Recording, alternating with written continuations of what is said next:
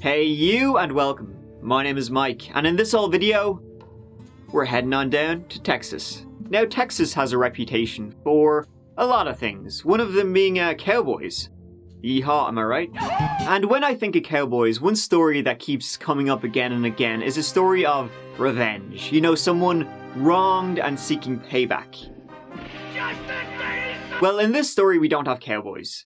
Instead of horses, we have a Segway.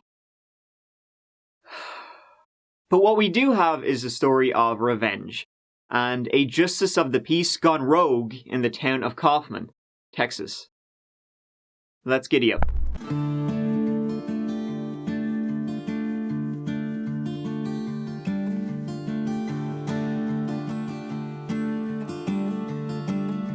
Kaufman is a small place in northeast Texas, about 30 miles-ish from Dallas. Population of about 7,500 people. It's a rural enough place, blink and you'll miss it kinda deal. It's the seat of Kaufman County, which has over 100,000 people in it. And in 2013, like something out of a thriller, right? Prosecutors started dying. Mark Hasse was a very experienced prosecutor, having spent years going after organized gangs in the Dallas District Attorney's Office. Bit of a Harvey Dent style, he moved to Kaufman to essentially get out of the crowded city life. He started working at the Kaufman County District Attorney's Office as Assistant District Attorney, working under newly elected District Attorney Mike McLelland, and he seemed to be a great prosecutor and generally well liked by everyone in the office. Mark Hasse got along great with his boss, Mike McLelland. Everything was hunky-dory. Until it wasn't. See, then the 31st of January 2013 came around. Kaufman County 911. Yes, sir. We've got a gentleman on Grove Street and Madison that just got shot. Hasse! Oh my God, it's Mark Hasse. He's Assistant District Attorney. Just before 9 a.m., gunshots rang out from near the courthouse in Kaufman. 5 shots. Pause. 3 shots.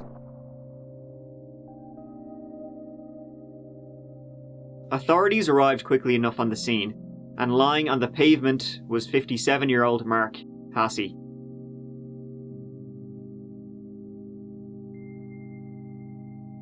No one knew why Mark had been gunned down in broad daylight while on his way to work, on his way to the office.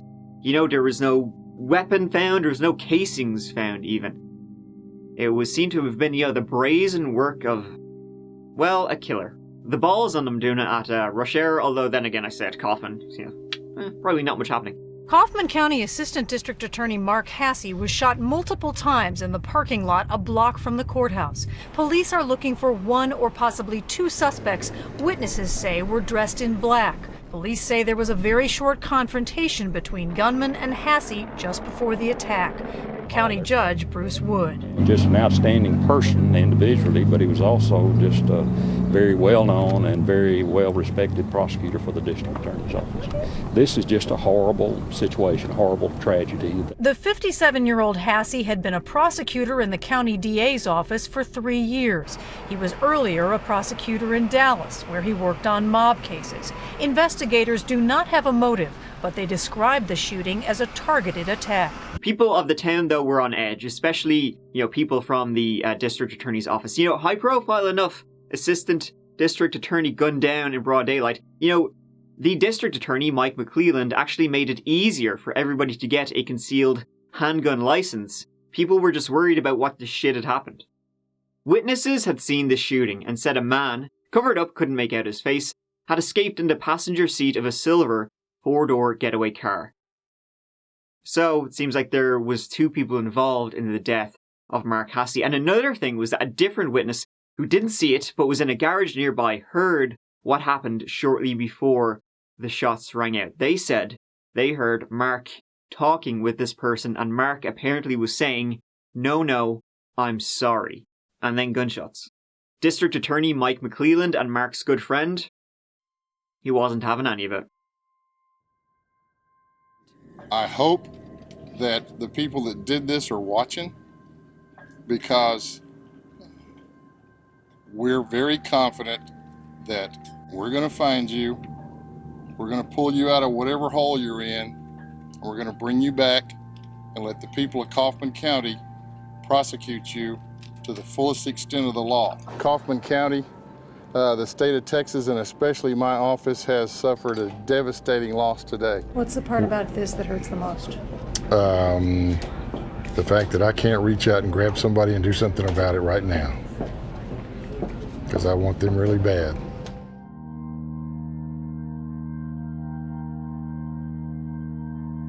Other law enforcement officials, Texas Rangers, ATF, FBI, descended on Kaufman. They weren't going to let, someone murder one of their own and get away with it. This became a major case. So it didn't take long, to put two and two together and figure out why a prosecutor may be, on someone's bad list. Authorities started going through everyone he had prosecuted in Kaufman in the 3 years he had been a felony prosecutor there. However, though there were numerous cases, a metric shit ton, nothing seemed to fit, no violent crimes. Nothing that would warrant murder or was related to gangs. But back in Dallas, 30 miles away, back in the day he had put away murderers, violent offenders, and some had been released by 2013. But a week into the investigation, promising leads were non-existent.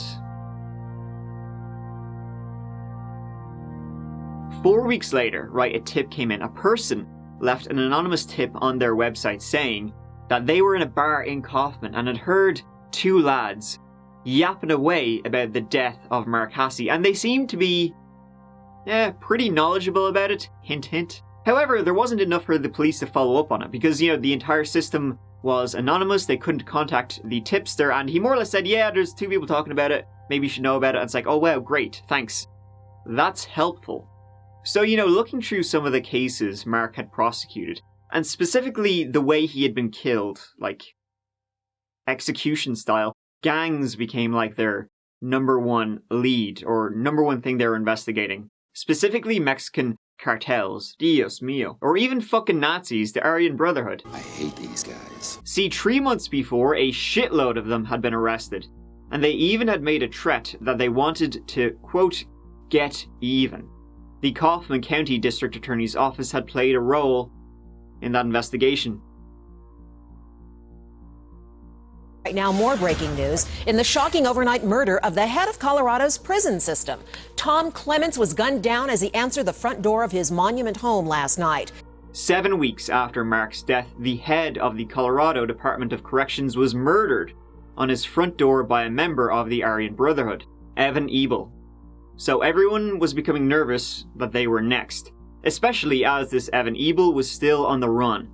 And when he was pulled over in Texas, he shot the shit out of a sheriff's deputy.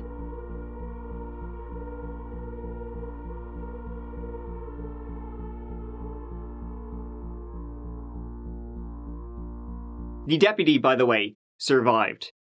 Can't say the same for Evan after a police chase and a shootout. 1020.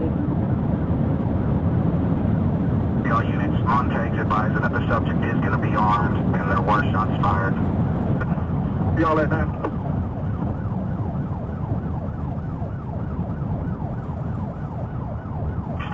Update on location.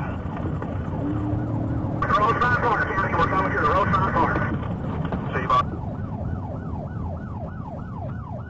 723, do you copy no west traffic?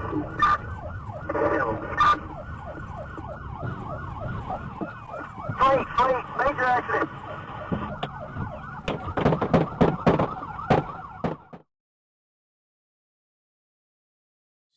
And then, are you guys already investigating a possible connection or maybe similar MO with the Kaufman County murder of the District Attorney Mark Hasse? We have not had that discussion as of yet, no. So, things were looking bad, but as the weeks went on, fewer and fewer tips were coming in, and the investigators working on the Mark Hasse case, the number of them just started to dwindle as things started to peter out.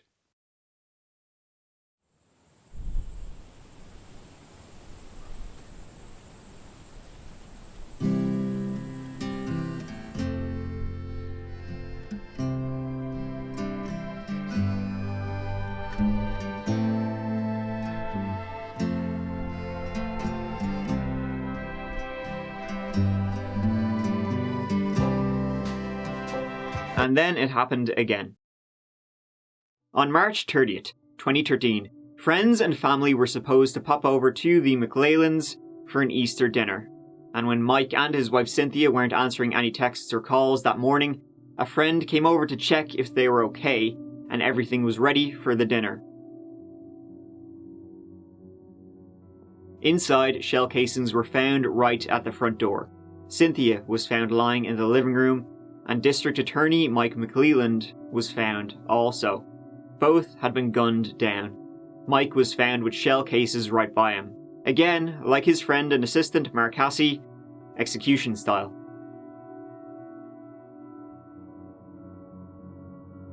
So, obviously connected. Someone was going after the Kaufman District Attorney's office, starting with Assistant District Attorney Mark Hasse and then going after head honcho himself, District Attorney Mike McLelland. But things were really dark. His wife also, who, whatever they were after, it was obviously somewhat a grudge against the system. They were going after family members now. The hunt for the killer had started to die down, but now it just ramped up again with even more vigor as things got even darker. But, everybody was questioning, who's next? And we begin on this Saturday night with breaking news. Kaufman County District Attorney Mike McLelland and his wife have been found shot to death inside their home. And sources are telling News 8 tonight this does not appear to be a murder-suicide. The stunning news comes just 2 months after the murder of Kaufman County Assistant District Attorney Mark Hasse. No one was ever arrested in that case. So, how did someone gain access to the McLelland home? There was no sign of forced entry, front door unlocked, and Mike had guns by the front door, ones he obviously never got a chance to use. The cases were from an AR-15, so a big old gun. Home security showed that this intruder had entered the home shortly before 7 a.m, left 2 minutes later, and in that short span of time, 20 shots were fired. About a day later, on that same anonymous tip line I mentioned earlier, a message came in saying, "Do we have your full attention now?" The authorities replied with, "Yeah, you have our attention now." No shit. This anonymous person responded with the exact ammunition Mark Hasse had been killed with, something that wasn't publicly available. They then said, "Your act of good faith will result in no other attacks this week." They then said they wanted one of the judges in Kaufman to step down by the end of the week. Or else. "We are not unreasonable, but we will not be stopped." So, obviously someone local ruling out cartels or Nazis, and so everyone in law enforcement basically slept with a gun under their pillow. And a reward for $200,000 for information was offered. Scouring CCTV near the McLelland home, they got something. A white 4-door car driving the morning Mike and Cynthia were shot dead. Similar to the car a witness had seen the morning Mark was killed.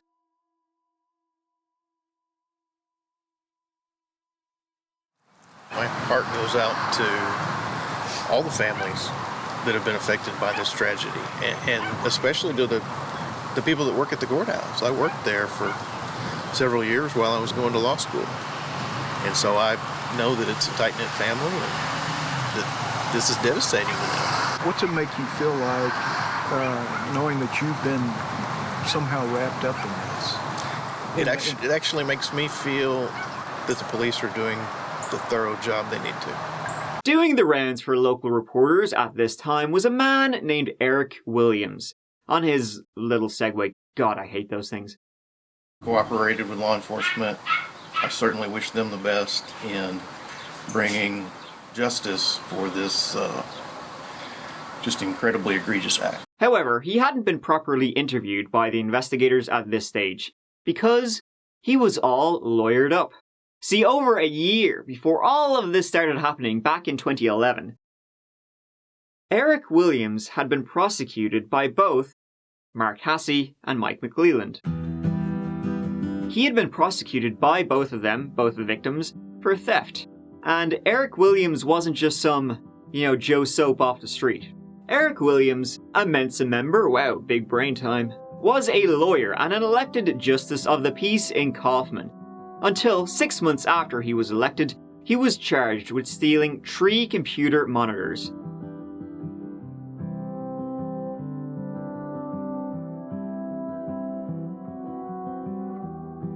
Computer monitors. Not money, weapons, something really valuable. Computer monitors. He was arrested. I don't think that you actually believe, you're an educated person, I see your class ring on your finger, that you can just walk into the ID department and say, I need a monitor, I'm taking that one. There's places that do that. Places being here in Kaufman County, or? Well, there's businesses that do that. And Mark and Mike prosecuted him for this, a felony, which seemed to drive Eric nuts. See, Eric had also supported Mike McLelland's opponent in the election for district attorney. So some thought the prosecution of Eric, something that was not too serious to be fair, was a shit show. He was offered a deal, plead guilty to a misdemeanor and avoid jail. He refused as he didn't want a misdemeanor on his record. Eric ended up not going to jail, but he lost his licenses, his ability to be elected, everything. Mark Hasse said in the closing arguments of this trial, again a trial for stealing 3 monitors, said that guy over there sitting at the end of the table, Eric Williams, is an elected official, but is nothing more than a thief and a burglar. Mike McLelland, by the way, during the trial, called Eric Williams' his Texas National Guard base where he was stationed to inform them that, Eric Williams, he's a criminal now. Just thought you guys should know that. So, you can see how Eric might not be a big fan of Mark and Mike. So when Eric Williams' lawyers stopped representing him, Texas Rangers went by to, pay him a little visit. I've been in your house. I know you got lots of guns. Did. Okay. What How do you think I've been living? Selling guns? Yeah, for 2 years. You don't have any more? You got rid of all of them? I have one gun I'm trying to sell, and it's just hard as hell to sell. And they had a little look around his place, and found gun parts, ones that matched the weapons used in both murder scenes. He'd also been doing a good bit of Googling of both Mark and Mike before the killings. Something he would lie about. He was like, oh, don't know what you're talking about. While the Texas Rangers were like, your internet tracks that, right? You should probably know that. Getting a warrant, they also found out he owned the car. He owned it under a false name. The car seen by witnesses near Mark Hasse and by CCTV near the McLelland home. They also found on his computer that Eric just so happened to be Googling the names of the attorneys currently involved in the murder investigations. So he was adding more names to his list. They also found this, handwritten in his home. That is the user ID from the anonymous tip system, the one that claimed responsibility for the attacks, and also the earlier tip when someone said they overheard people talking about the Mark Hasse death in a bar. Eric Williams was arrested for making a terrorist threat, not for murder. Yet. Not enough evidence, but the next day, a friend called the authorities investigating, telling them that they had rented a storage unit to Eric. Here he's been arrested. Maybe you should pop by it. Have a goo! In it, they found the car that they had been looking for. And not only that. Police uniforms, vests, badges, a shitload of ammo, and a shitload of guns. They also found, in jars, homemade napalm. Wow. They also had CCTV footage of him going into the storage unit the morning of the McLelland deaths, right before he went to their house, and then returning right after. However, the lab would reveal that none of the weapons found in the storage unit were the murder weapons, but they had enough to charge Eric Williams with 3 counts of capital murder. The motive was simply revenge. In December 2013, Eric Williams went on trial, first off for the murder of Cynthia. The prosecutors wanted to be sure they had their ducks in a row, hence why he was tried separately for each. The defense went with, well, you know, they never found a murder weapon, so what you on about? Come on. There is no known murder weapon in this case. There's no one who can place Eric Williams in that scene at the McLelland home. No one. After 90 minutes, the jury found him guilty. We, the jury, unanimously find the defendant, Eric Lyle Williams, guilty of capital murder as charged in the indictment.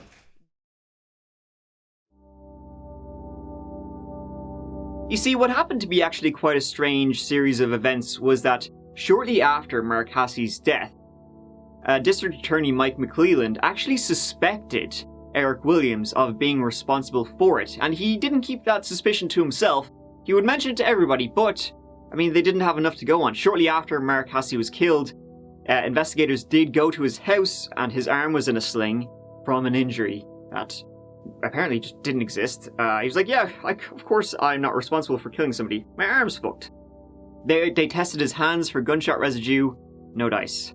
But Mike McLelland had his suspicions about him right until the moment he showed up on his own door. Showing up wearing, you know, police uniform, SWAT uniform, getting them to open the door to him, pretending to be a cop, and then as soon as Cynthia or Mike opened the door, well, remember a witness had seen the perpetrator of the Mark Hasse death escape in the passenger seat of a car that drove away?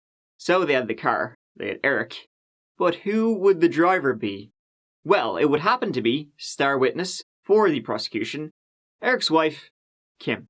They had been married for 15 years. She had been brought in shortly after Eric's arrest, and after a brief resistance, told the investigators she not only knew about the murders, she helped him as getaway driver and lookout in both. She also told the court how Eric threw a black bag with the murder weapons off a bridge one night. She was brought into court during the penalty phase to ensure Eric got the maximum sentence. She also told how Eric had another person on his list, a judge he was gonna kill with a crossbow. Eric Williams was sentenced to death by lethal injection.